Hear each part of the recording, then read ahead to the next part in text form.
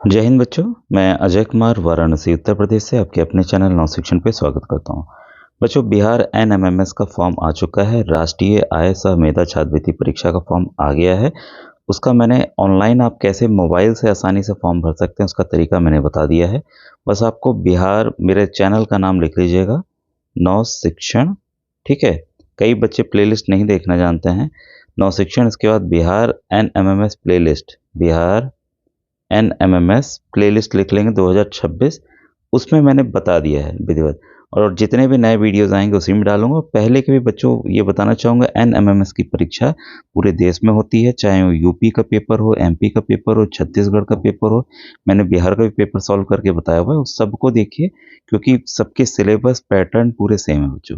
ठीक है, अब आइए आज के वीडियो में मैं जो 2025 के मानसिक योग्यता के प्रश्न आए हैं उसको मैं आपको समझाकर बताने जा रहा हूं। और जो बच्चे अभी व्हाट्सएप ग्रुप या चैनल नहीं ज्वाइन किए हैं, तो वीडियो के डिस्क्रिप्शन में बच्चों आपको लिंक मिल जाएगा, क्योंकि केवल एनएमएमएस नहीं, कई प्राइवेट स्कॉलरशिप आती हैं जो कि फ्री रहती हैं।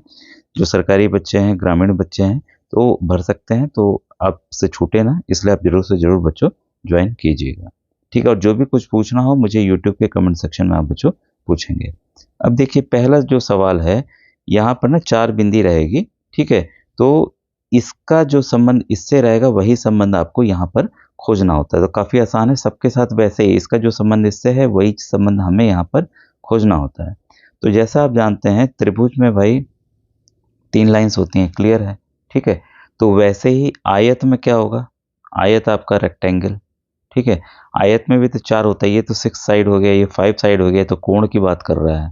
ठीक है, तो ऑप्शन नंबर 3 बच्चों इसलिए ये सही है। ठीक है, तो ये काफ़ी पहला आसान था, लेकिन काफ़ी टफ मैथ्स के क्वेश्चन इसके आते हैं, उसको भी हम लोग देखेंगे समय के साथ साथ। आप कमेंट सेक्शन में ज़रूर बताइएगा किस टॉपिक में आपको दिक्कत है मानसिक योग्यता के, तो मैं बता दूंगा। और ये देखिए, जो बुक से पढ़ा रहा हूँ ये राघव प्रकाशन की बुक है, जैसे विनोद सर, मैंने तथा सागर सर को आप जानते ही हैं, सागर कोचिंग, तो उनके द्वारा बच्चों लिखी गई है।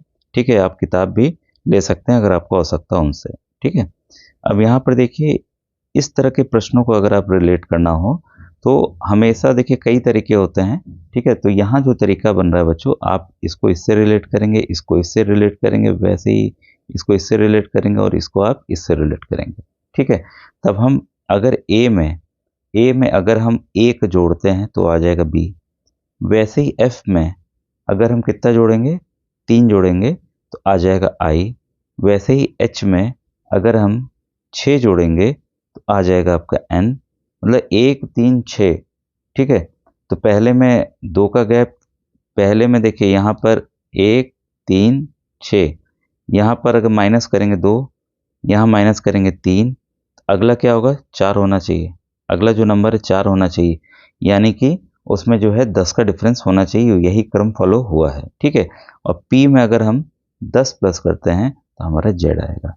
ठीक है, तो यही क्रम हमें यहाँ पर देखना है कि किस तरह से होता है। अब एक चीज़ ध्यान रखिएगा, जब भी मानसिक योग्यता आपके प्रश्न आपको हल करना है तो अपने कॉपी में ABCD करके M तक लिख लीजिएगा, फिर N से लेकर उल्टा लाइएगा Z तक। कभी कभी अपोजिट वाले भी आते हैं, वो सवाल फिर आप आसानी से कर ले जाएंगे। ठीक है, फिर गिनती कर दिए 1 2 3, यहाँ 13 आएगा, फिर 14 15 16 से लेके यहाँ तक 26 आएगा।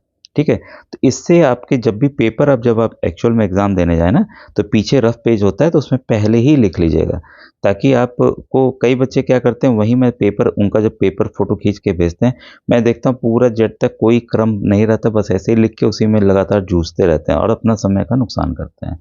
तो आप पहले लिख लेंगे तो कई प्रश्न आपके ऐसे ही हो जाएंगे। अब देखिए, बी में हमें पहला क्या क्रम था, हमने देखा 1 3 6 और 10।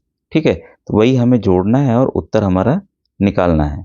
ठीक है, तो बी में अगर 1 जोड़ेंगे तो सी आ जाएगा। जेड में अगर, हाँ देखिए, जेड में एंटर हो रहा है तो कई बच्चे सोचेंगे कि भाई ये कैसे जाएगा, एक्स वाई जेड, तो ये क्रम ऐसे नहीं चल के अब ऐसे चलता है। ठीक है, जेड में हमें 3 जोड़ना है तो 1 2 3, यानी कि ये आपका सी आएगा। ठीक है, तो फिर से सी आ गया। इसके बाद के में 6 जोड़ेंगे तो क्यू आ जाएगा, और एस में 10 जोड़ेंगे तो सी आ जाएगा, सी सी क्यू सी, सी सी क्यू सी। तो ऑप्शन नंबर 2 बच्चों यहाँ पर सही है। ठीक है, तो आराम से आप करेंगे, जो नियम बता रहा हूँ अगर आप उसको फॉलो करेंगे तो आराम से आपके सवाल हो जाएंगे। अब देखिए, प्रश्न 3 4 क्या कह रहा है, निम्नलिखित प्रत्येक प्रश्न में अक्षरों और संख्याओं के विषम युग्म बेमेल को अपने उत्तर के विकल्प रूप में चुनिए। ठीक है, और जो अन्य राज्य के बच्चे हैं, यूपी के हैं, तो वो भी देख सकते हैं क्योंकि उनके भी प्रश्न ऐसे ही आने वाले हैं। अब देखिए यहाँ पर हमें क्या करना है, बेमेल को छांटना है जो कि उसको संतुष्ट नहीं करता है। तो हम पहले चौथा कर लेते हैं, चौथा आसान रहेगा। ठीक है, और अब देखिए इसमें बेमेल कैसे छाटेंगे। जैसे ताजमहल कहाँ है भाई, आगरा में है, क्लियर है। चार मीनार कहाँ है, मतलब ये शहर में है। ठीक है, चार मीनार कहाँ है, ये हैदराबाद में, ये भी क्लियर है। इंडिया गेट कहाँ है, नई दिल्ली में। कोणार्क मंदिर कहाँ है, हाँ ये तो उड़ीसा में है। ठीक है, लेकिन यहाँ पे अगर आप ध्यान देंगे ये सब क्या है, शहर हैं, राज्य का नाम नहीं है। जैसे उत्तर प्रदेश होता, ठीक है, ये आपका तेलंगाना होता। ठीक है, ये आपका भाई नई दिल्ली तो एक जगह भी है और यूनियन टेरिटरी भी है, तो उस तरह से कोई दिक्कत नहीं, बहुत बड़ी सिटी के रूप में भी इसको जाना जाता है। कोणार्क जो है वो पुरी में है, कहाँ है, उड़ीसा के पुरी में है। तो यहाँ राज्य का नाम आ गया, बाकी में शहर का नाम है। ठीक है, तो इस वजह से ये चौथा ऑप्शन बच्चों यहाँ पर सही हो रहा है। अब देखिए 13 में क्या है, इस वाले में 13 का जो अगर हम वर्ग करें, एक और चीज़ ध्यान दें कि आपके सवाल और आसान हो जाएंगे, एकदम कम समय में कर लेंगे।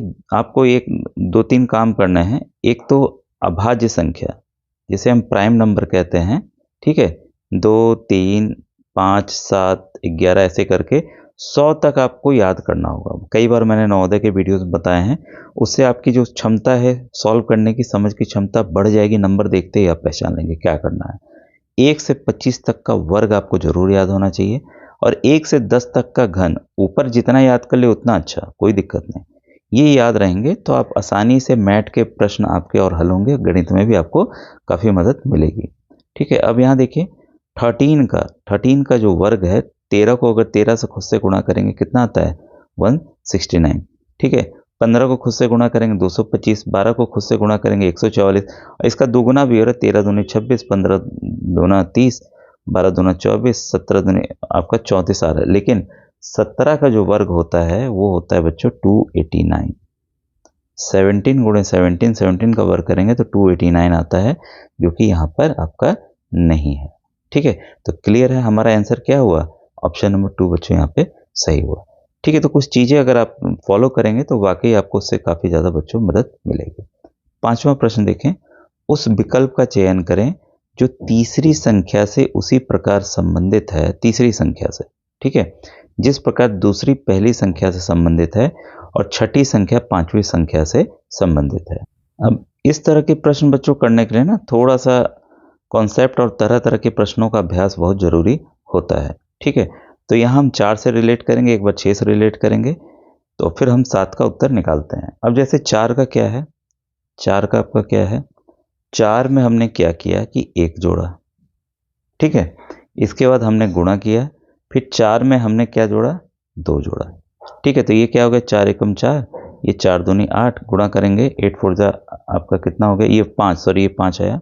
ठीक है, 4 और 1 5, 8 5 जा कितना आ गया आपका, इसको 6 कीजिए, सॉरी ये भी जोड़ था, मैंने गुणा कर दिया।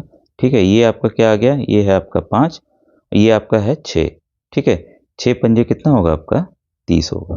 क्लियर है, अब वही चीज़ हम यहाँ करते हैं, 6 के साथ में हम करने जा रहे हैं। 6 में हमने क्या जोड़ा, 1 जोड़ा, फिर गुणा का चिन्ह, फिर 6 में हमने क्या जोड़ा, 2 जोड़ा।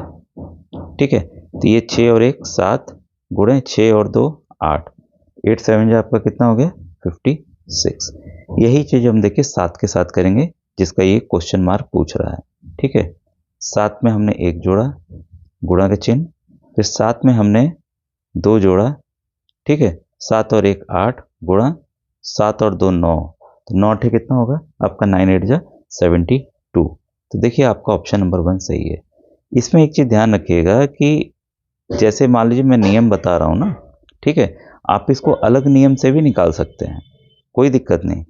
और अगर उत्तर कोई दूसरा आता है तब भी समस्या नहीं, क्योंकि मानसिक योग्यता के प्रश्न जब आंसर की बच्चों जारी होती है तो उसमें गवर्नमेंट कहती है, जो संस्था है, कि अगर कोई आपत्ति है तो बताइए। तो कभी-कभी मानसिक उपयोगिता में 2-2 उत्तर भी सही हो जाते हैं, अगर आपने नियम फ़ॉलो किए हैं और नियम वो सब पे लागू हो रहे हैं। जैसे मैंने नियम 4 पे किया, 6 पे किया, वही लागू हुआ, वही उत्तर आया, तो उस आधार पे 7वें पे हो गया, ठीक है? 7 संख्या के साथ हो गया। आप किसी और ढंग से सोच रहे हैं जो 4 और 6 पे लागू हो रहा है, तो 7 का उत्तर कोई दूसरा भी आ रहा है, तब आपका भी उत्तर बच्चों मान्य होता है, ठीक है?